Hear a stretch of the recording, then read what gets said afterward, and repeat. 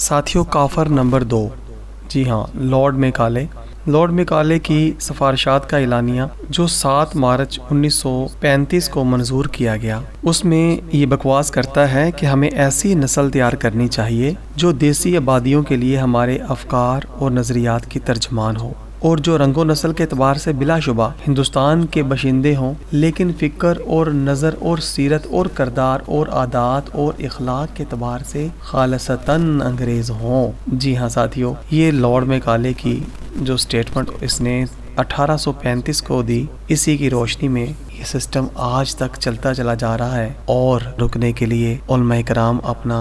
کوئی فریضہ منصبی ادا نہیں کر رہے، حالانکہ یہ انبیاء کے وارث ہیں۔ بہرحال یہ جناب نظام تعلیم صفحہ نمبر 88، حوالہ مغرب پر اقبال کی تنقید، صفحہ نمبر 101 از پروفیسر عبدالغنی فاروق صاحب نے اپنی کتاب میں مرتب کیا، نظام تعلیم صفحہ نمبر 88 میں۔ تو اب میں چھوٹی سی بات یہاں پہ کہنا چاہوں گا کہ ہم لوگوں نے نبی کریم صلی اللہ علیہ وآلہ وسلم کا کلمہ پڑھا ہے، الحمدللہ سب نے پڑھا ہے، یقیناً تمام ساتھی مسلمان ہیں اور